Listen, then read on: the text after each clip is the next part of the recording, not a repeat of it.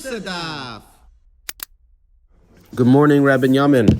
Good morning, Reb Eli. Chavrusa Daf. A total of 0 listeners will ever listen to this. Isn't that exciting? Very exciting. But that's not why we do it. We don't do it for them. We do it for us.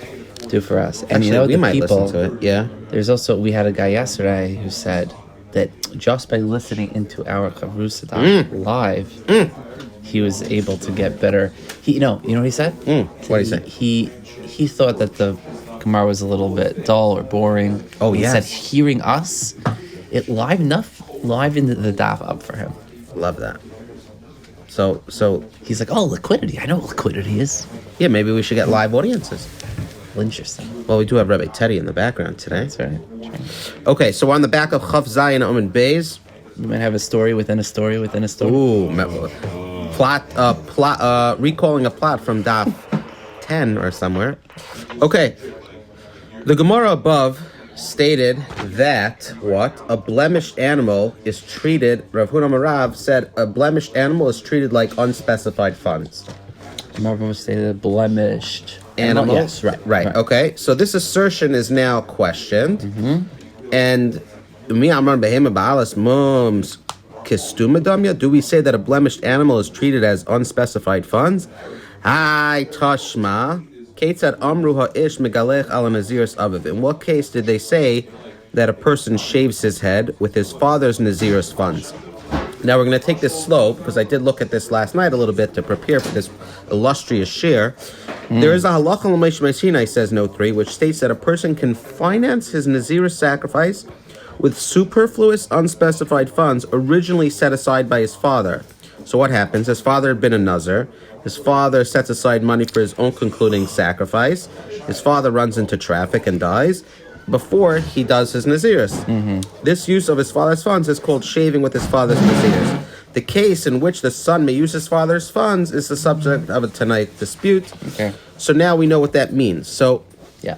let's talk about this case. In what case did you say that a person can use his father's funds? Bisman shahaya aviv nazir, in case at a time in which his father was a nazir, v'hivrish aviv mais l'nazir sumeis, and his father set aside unspecified money for his nazir sacrifices and died. Yeah. V'amar hareini nazir al manasha aglach al mais abba, and he the son said, I am a nazir on condition that I shave with my father's money. Harezim aglach al mais aviv. He shaves with his father's money. Aval im hayahu v'aviv nazirim. But if he and his father were nazirim, the hifresh aviv ma'isistumim, and his father set aside unspecified money for his karbanos, umeis, and then dies. V'amar habein hareini megalech al ma'is abba. And he, the son, said, I will hereby shave with my father's money.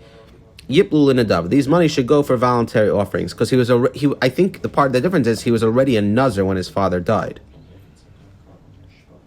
Right? In the first case, he wasn't a nazir. Afterwards, you say, I'm going to use it. If he had specified animals, the father, I imagine, the chatas is left to die, the ola is offered as an ola, and the shlam is offered as a shlamim. His oil and his shlamim, or as nadavis? No, the father. Meaning the father dies, the son could use it as his own shlamim for his naziris? No, I think it's the father who dies. That ola is offered as an ola and the shlam. Those are like. Yeah, I know, but remember this is the case where the son's a nazir, so he's allowed to use that animal, or no? Probably not. I'm not sure, okay. But I don't know if that's that's a good question. I don't know if that's like the focus of my lava feel balas mum. Is it not so that even blemished animals are treated as specified funds? So we have over here a brisa, right? And we are saying that if he had specified animals, we see here they're treated as specified funds. They're not unspecified. They're not oilul in a dava, and it doesn't. The brisa doesn't differentiate between blemished and unblemished. It just says animals. If he specifies, we are looking at the end of this, the brisa. That's why we did. Yeah, it's all at the end. Yeah, if he did specify it, then the chazal died. The oil is offered. Right. So my life feel about mum. The oil is offered as an oil, and the shlam is offered as a shlamim. We just said before we look at animals that are blemished as oil linadava. We look at it like money, like it's ma'ais, according to Rav Huna Marav. He says cash only. Oh, but animals with a mum, we look at like money and it's considered unspecified. Over here it says behemoths. It doesn't differentiate between what and what. And it says we treat it like it's specified. If he had specified animals, It's I'm treated sorry, as even unspecified. right, no. If he had specified animals, the chatas is left to die, and the ola and the shlamim are offered as shlamim. But why? Why? If they're blemished, they should be treated as unspecified. They should be treated like... As specified, it says. Right. No, I was asking it the other way. But yeah, even the blemished animals, you see here that even blemished animals are treated specified, which is against Rav Huna Marav. He said that only unblemished, and he said that blemished animals are unspecified. Got it. Meaning in that case, you were able to bring. Is the question on the chatas or is it on the oil and the shalmim? That's a good question. I just need to understand a little bit more. We might have to read that massive note. No, 1 second.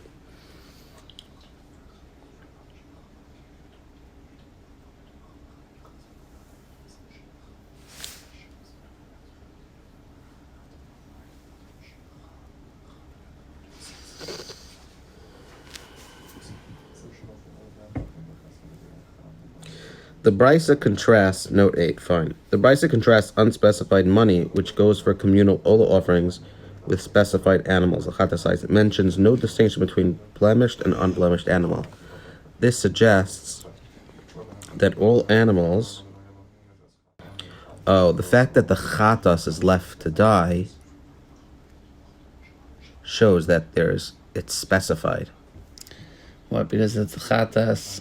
Because if it was unspecified, it would be... Then all the money, or I guess all of those animals, would be allowed to be used for Olo or Shlamim. I think the question is...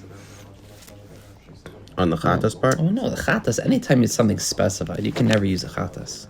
Right? I don't think we've ever said that you could use... And the Ola is offered as an Ola, and the Shlamim is offered as a Shlamim. Right. It's specified. So it's doing exactly what we thought would happen if it was specified. That's not the problem. The problem is that we said there's a difference between blemished and unblemished. Mm-hmm. And that even though it's specified, if it's blemished, then we look at it like money. If it's blemished and looks like money, and therefore what? And by money, you could use it for voluntary nadavis. Even the chatas, no? Yeah, did we shoot? I don't know about that. I don't know. I'm not so comfortable with saying that unspecified chatas. Only if it's mixed in. Fine, but in this case, it was specified. So hold on, let me go back to Rav Huna Amar Rav to figure out what he says about blemished animals. That would be the answer.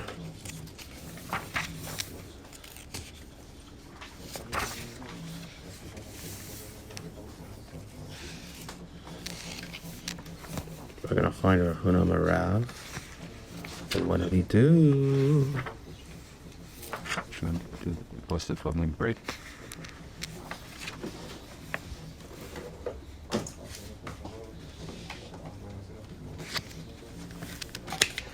right, we've said in an unblemished state, animals cannot be redeemed. We have to wait till they get the blemish, then we can redeem them. But that's also only for if it's unspecified, because there's oil, shlamim, and chatas all mixed in. But if something is specified for chatas, you can never let that animal be redeemed.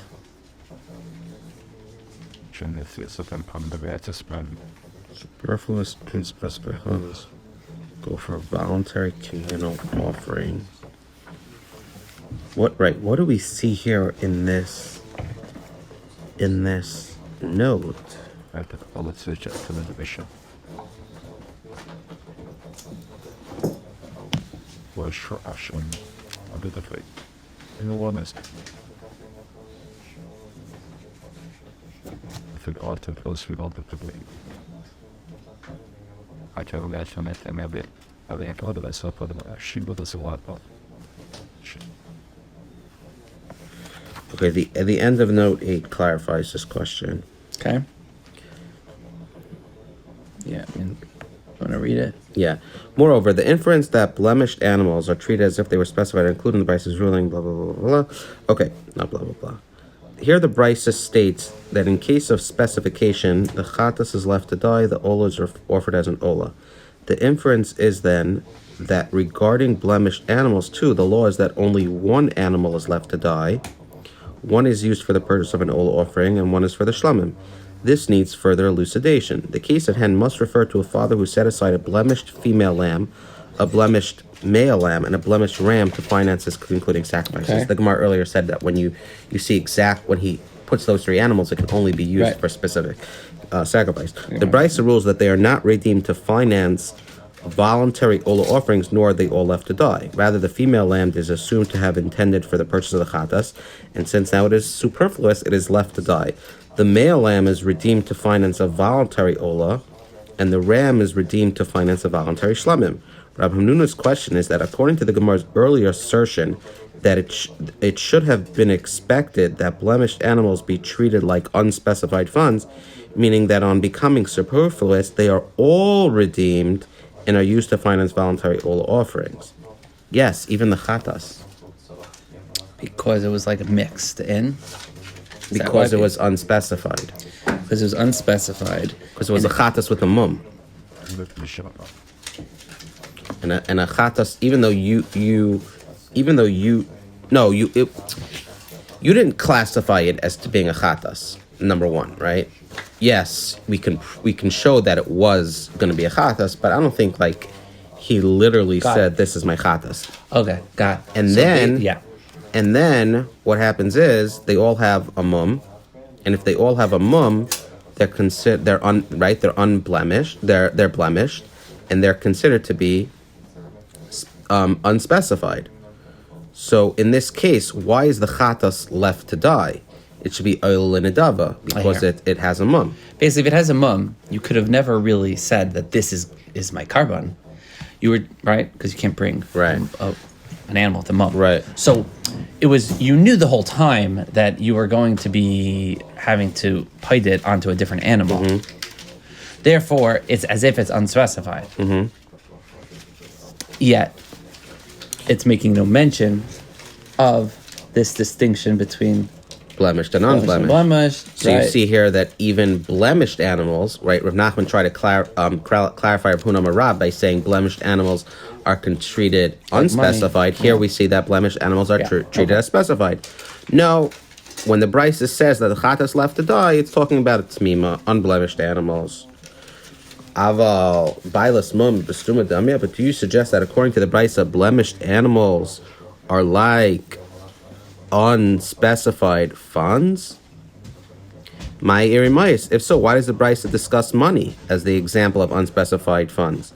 Let it say lema haisaloi behema balas mum yiplu l'nedava. Let him say, if you want to say that the Brisa is talking about blemished animals, let it say blemished animals. The whole Brisa we just brought to prove the whole case is talking about money. Now you want to say no, it's actually there isn't differentiation in the Brisa that it doesn't mention. Mm-hmm. It's actually referring to unblemished animals. Really? Because it really sounds, if it was talking about a difference in blemish and unblemished, let it say straight out that it's talking about blemished animals, and those go towards blemished animals are oil and adava. The Brisa could have used blemished animals as the example for unspecified money. However, in one sense, is a blemished animal sacred in regard to its value? Value is money. A blemished animal is not itself suitable for sacrifice, and if it is endowed with sacrificial sanctity, this means that the value is intended to finance the sacrifice. That it is to be redeemed, and the redemption money used to purchase the sacrifice. Right. The nadava, right? Uh-huh. When the Brisa talks of unspecified money, this includes even sanctified blemished animal, which for all intents and purposes are like currency. Thus, there is no more reason for the Brisa to use unblemished animals as an example of unspecified funds than money. Rav Hanuna's objections therefore overcome. Yeah. So it's like saying you're right. You could have said money. Could have said blemished animals. It's the same. Which is really a raya to that whoever that was that said that blemished animals is like money. I remember we said. Yeah, that was Rav Huna Marav. And Rav Nachman came to crystallize that it was. We look at the animals with the mum as if it like money, I believe, something like that. Yeah. Okay, now the Gemara cites a lengthy brisa which seems to contradict the assertion that blemished animals are treated as unspecified funds. Lengthy brisa. The brisa deals with the possibility of transferring a chatas from father to son or from one transgression to another, right? So we keep knocking down Rav Huna Marav, who says that blemished animal is like money, and I just want to quickly double check what Rav Nachman crystallized again, because I forgot, and sometimes when I forget, I don't remember.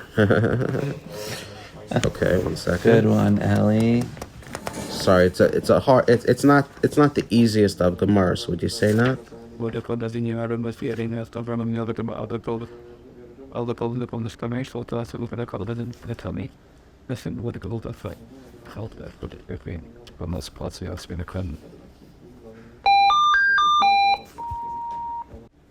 Okay, fine. Yeah, Rav Nachman was Rav Nachman. Sorry, makes the diuk between blemished and unblemished. Okay, fine. Matzav Rava. Rava's back. Karbanai. The Torah states his offering. In a passage on various types of chatas, the phrase occurs 3 times, each time in connection with the chatas. The Brisa uses each occurrence to teach a different facet of the law that a person can gain atonement only by using his own chatas, not his father's. Okay. Which teaches that he can discharge his obligation with his own offering, but he cannot discharge his obligation with his father's offering. Okay.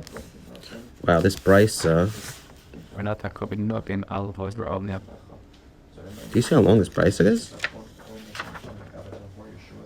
They did say it was lengthy. No, but it goes all the way to the Mishnah on Amud Aleph, basically. So you know what happens when you have these lengthy... What? You usually get so lost in it. Something else, right? So you got to keep your head right, exactly. Excellent point. So you can't stop. You have to just go because it's probably gonna be like the last line. Right. Oh, by the way, it said this. Okay. So we'll try to balance the two. Okay. This way we can understand what the Rice is saying without getting too lost. Okay. Make sense? Yeah. The Brisa considers whether there might be a possibility of using the father's offering if the father's and the son's transgression were of the same severity.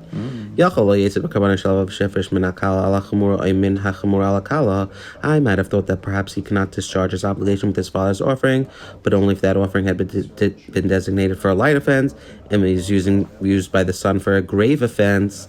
Grave offense doesn't mean a graveyard because we doesn't Nazir jumping or if it was designated for a grave offense, it was using the son for a light offense. However, he can discharge his obligation with an offering that his father had designated for a light offense and that he's using for a light offense, or with an offering that his father had set aside for a grave offense and that he too is using for a grave offense. To dispel such a notion, the Torah states again his offering. Big karbana shel aviv, which teaches that he can discharge his obligation with his own offering, but even on the same level of severity, he cannot discharge his obligation with his father's offering. Good? The Brisa considers whether there might be a possibility of using the father's offering if the father had set aside not a sacrificial animal, but funds for purchasing such an animal. I might have thought that perhaps he cannot discharge his obligation with his father's offering, or only where it is an animal that his father had set aside. Since there is a precedent for making a distinction between consecrated animals and money. Because a person cannot shave his head, perform his concluding sacrifices for Nazirs with his father's animals, which shows that animals are not transferable. I would have said animals are not transferable, right? Why would I have said animals, by the way? Why is it different? The halach which provides that a son may use his father's and his fund was said in regards to money. So okay, animals not. However, I might think that he can discharge his obligation with money that his father set aside. Since the person may shave, right? I'm allowed. There are times where halacha l'maisha Messina shows that I'm allowed to use my father's Nazir's money. So animal I can't, but I have halacha l'maisha Messina. Even if it's grave to light and light to grave, I can use it. Oh, whoops. Share Adam Megalech of Nazir, since a person may shave for his father Nazir's with Nazir's money, Bisman Shein Sestumin, when they are unspecified, Veloy Bisman Shein Mefarshin, but not when they are specified, Tamid Loimer, to dispel this notion, Torah states his offering again. So even with money, the notion that a father's chatas are upon terms of fun. Which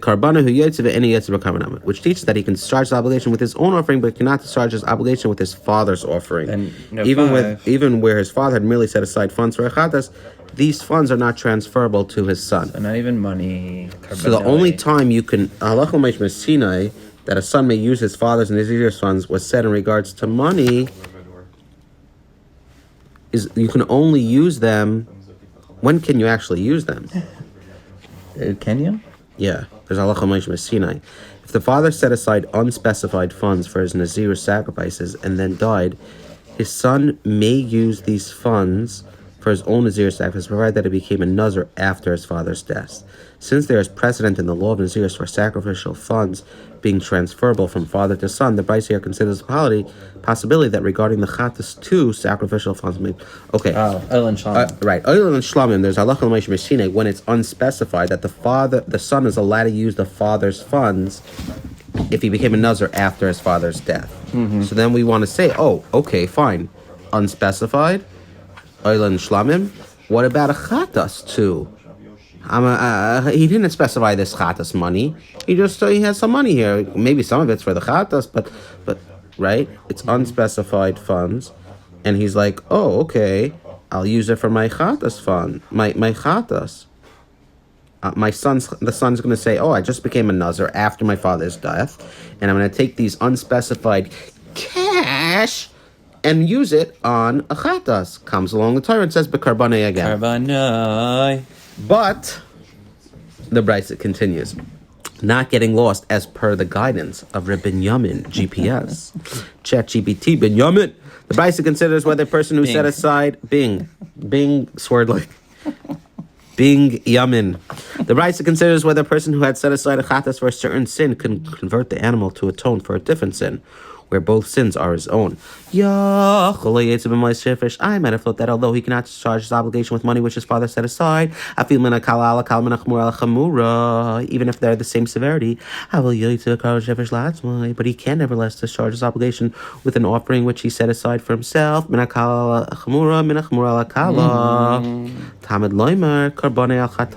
Torah therefore states his offering for his sin, which teaches that he is not discharged his obligation unless his offering is for the sake of his sin. Now I was like, I think we used up all the karbanos. Yeah, but now it's karbonai al chatasoy.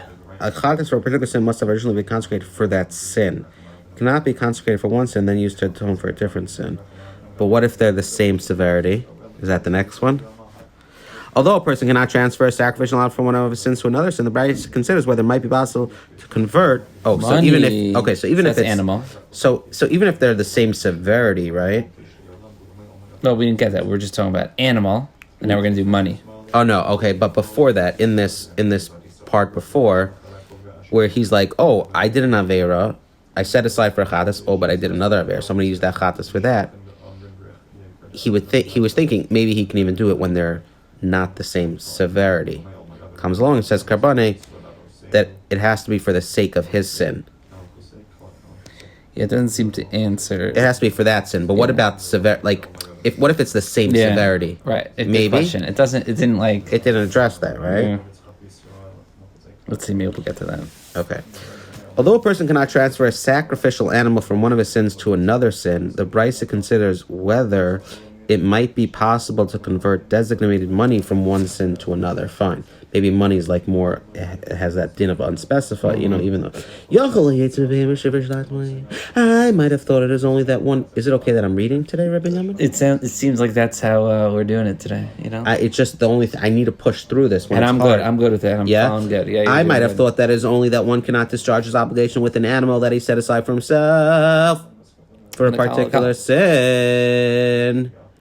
Whether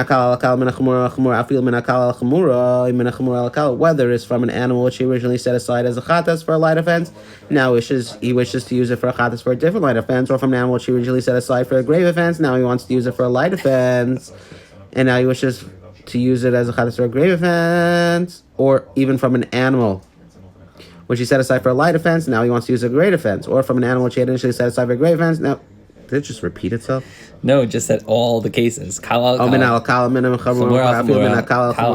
so whatever it is, fine. An animal, we see that even if it's the same severity, even if it's his own person, it has to be for... It answers our question. It has to be for that actual sin. For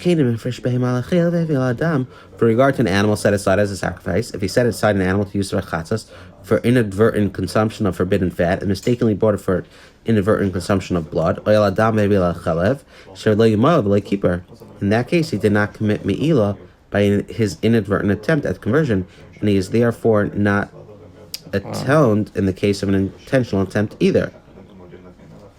In the case of an intentional attempt. The law of me'ilah, inadvertent misuse of sacred object, provides that if one does commit me'ilah, the sacred object he has inadvertently misused is rendered chulin as a result of milah. If in our case milah was committed by changing the chatas from one sin to the other, the animal would be rendered chulin, and as a result the conversion would be valid. This would in fact be tantamount to consecrating a chulin animal. Since, however, he has not tried to make secular use of the sacrificial animal, but has simply changed it from one sacred designation to another, he's not guilty in the case of inadvertent misuse, not guilty of me'ilah. Right, if he was unaware that the attempt had been set aside as a chatas for blood. Therefore, the animal is not rendered chulin and the conversion is not valid. The animal therefore retains its original sanctity and cannot atone for the second sin. I'll take that. Okay, and why are we getting into this now? You're falling in the chat. Oh, sorry. For in regard to animals set aside for sacrifice, if he set an animal to be used for chatas and fat, and then he brought it in there, he did not commit me'ilah. Okay, fine. By his inadvertent attempt at conversion, he is therefore not atoned in the case of an intentional attempt either, right? Because it's not the right animal. Perhaps he can exempt himself with money which he set aside for himself, whether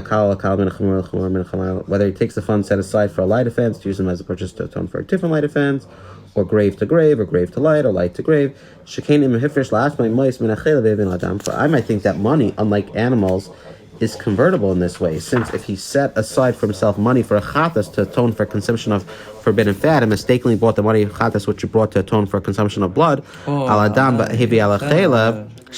he's committed me'ilah and caused that money to lose its sanctity, and therefore it could be argued that he is atoned even when the attempt to convert the chatas was intentional. I would think that money is different. Money is different. You could it's more liquid, so you can move it around. There's no issue of me'ilah. No, it would. No, he would be over on me'ilah.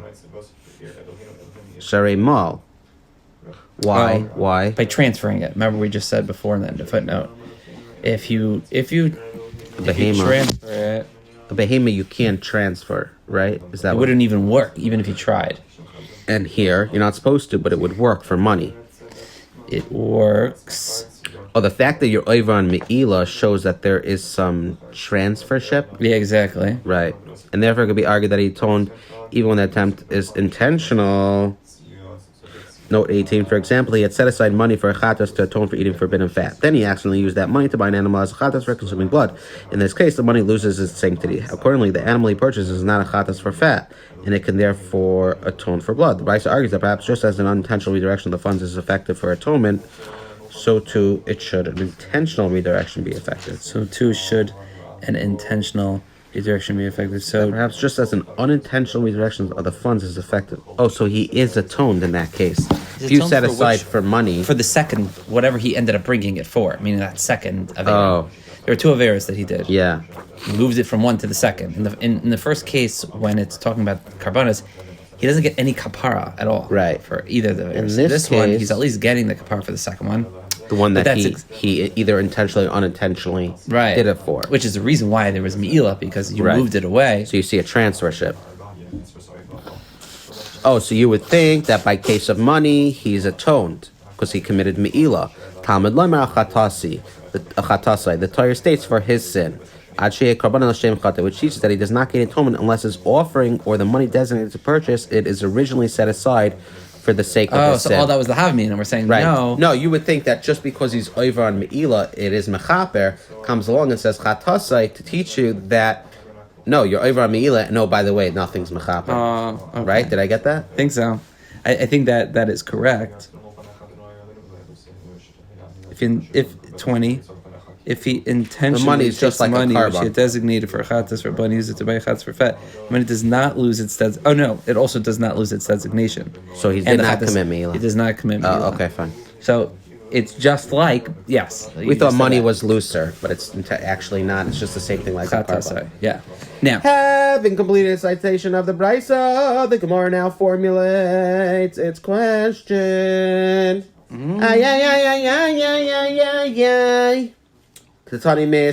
Brisa states, however, animal. My lava filubalas mum. Does this not refer even to a blemished animal and indicate that a superfluous blemished animal is treated like specified funds?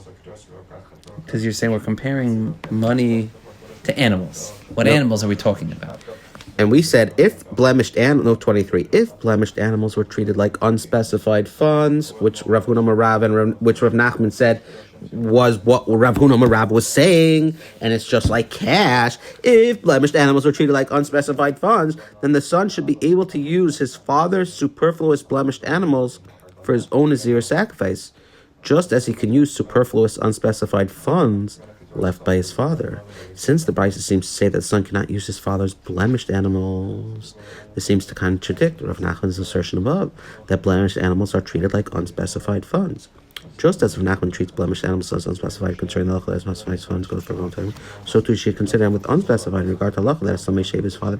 Over here, we said that this son cannot use his father's behemos. Why? Why can he not use his father's behemos? It's blemished, and blemished should be able to be unspecified, and then he should be able to take it oil in a dava. The fact that the Brisa states, this lengthy Brisa states that he is unable to use these behemos for his oil in a dava shows that they have a din of specified. You said unspecified is like cash. Here we don't see unspecified is like cash. Right, these are blemished. Yeah. Says the Gemara. Now they're not blemished. They're actually, the Brisa refers to only to tamimas, unblemished. Avol bailas my extumadomia, but according to your interpretation, a blemished animal, what is its status? Yeah, extumadomia. Right? If it's only talking about unblemished, what does the Brisa mean when it says unspecified? My irrediktani, why then in the contrasting case where the son can use that money which his father set aside, does the Brisa state money that his father set aside? Let it state a blemished animal. Okay, so there's a contrasting case in the Brisa. Do you want to help me find it? There's a contrasting case that if you want to say it's talking about unblemished and blemished, no, I'm sorry, if you want to say it's referring to unblemished, there's a contrasting case which refers to money. Let it say a blemished animal. Wish I can click a button. Meaning, why? The question is, if you're saying that we're now talking about unblemished animals, then when the Brisa brought a case of contrast of something it's not referring to, it goes back to money. Let it say blemished animal. If you want to say that the Brisa is making a differentiation case, then when you have an actual case of differentiation, of contrastion, of oppositation, then let it say blemished animal. Right. Why would you say money to set aside? Which is cash equivalent. If you're telling me it's cash equivalent, then say it. So the answer obviously is going to be hachanami. You're right. It could have said that. But it wants to prove that it's the fact that it's saying money when it's referring to blemished animals is going to show you that value is money, that there really is no difference between the two. Yeah. But where does that make money that his father set aside? I think it might be a little bit earlier. No. The first case, right when it starts, Masav Rava, right? No, but the words money that his father set aside.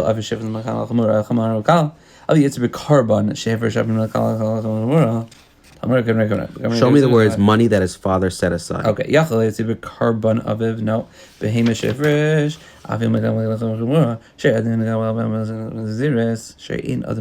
Boom. Got it.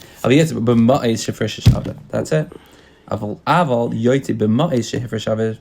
He can discharge his obligation with money that his father set aside. Why not just say with his blemished animals? Right. All those cases. Anytime where it said ma'is, you should have said blemished animals. You're right, it could have said that. It's the same thing. I might have thought that although he cannot discharge his obligation with money, is that specified money? Oh, just in general. Right. His father set it aside. Yeah, it's definitely unspecified. Oh, you can't discharge it. Why can't you discharge it with money? Father set it aside. Yeah, it's carbone. What? That's what? Why can't he use his father's funds? No, I might have thought that although he cannot discharge, which teaches that he can discharge all his own offering, but he cannot discharge his obligation with his father's offering. That's what carbone teaches. Right, hold on. If the father set aside unspecified funds for his Nazir sacrifice and then died, his son may use these funds for his own Nazir sacrifices, provided that he became a Nazir after. Since there's precedent in the law of Nazir sacrifice, that regarding Chatas 2 sacrificial funds.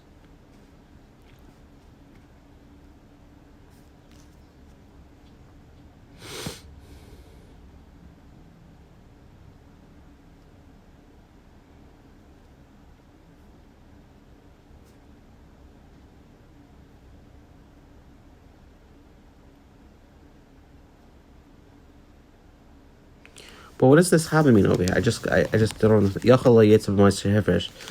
What does it mean he cannot discharge his obligation with money that his father set aside?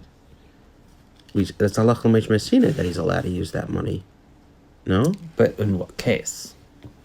Oh, he's not allowed to use it when it's a case of specified? No. First of all, correct. I don't think he can use it when it's specified. Oh, but it's talking about here even when it's unspecified? Right, so it's saying unspecified, but then we said, remember, it had to be only for Oilal Shlamim, that although he cannot discharge his obligation with the money which his father set aside from light. Is that talking about Chatas money? Yeah, I think it's talking about Chatas money. No? So I don't think he can do with Chatas money. I thought that's what we said.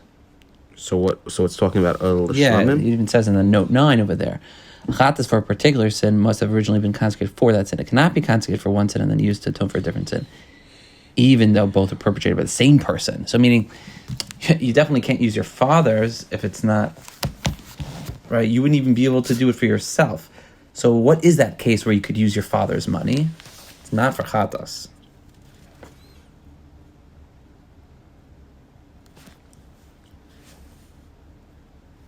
It's like unspecified. Why then in the contrasting case where the son can use that which his father set aside, that's why save money that. Then in that contrasting case where son use that which his father set money that is. Oh no, this is not the money that his father set aside. It's different. There's another case where it says that. There are 2 times where it says where does money it say? set aside. Money. It says. Sorry. Mois shehifresh aviv. Where does it say Mois shehifresh aviv? Straight out. Where? 27B-2. That's what I got. Right there. Oh, however, I may think that he can charge with money that his father set aside. Oh, yes. You could have replaced that with blemished animals. Right. Okay, got it. So why doesn't it replace that with blemished animals? Got it. Okay, so now I found it because it had to be an act of permissibility. Okay, so in that case where it says father set aside, let him say a blemished animal. If a blemished animal is what can be converted to money, you should have said it. No, it didn't say that because it's actually showing that a blemished animal is redemption for its value, and value is money, and therefore it is not an objection from Rava. It's overcome. Amazing. All right. Nice. Let me ask you a crazy question, okay? Yeah, crazy lady. Would you be open to learning tonight if we stop now? Maybe? I might be open, yeah. It's also like a Mishnah Gemara might be able to do it. Much easier. Right. Okay. Honestly, we probably the hard stuff is behind us. Yeah. Okay. Awesome. Okay.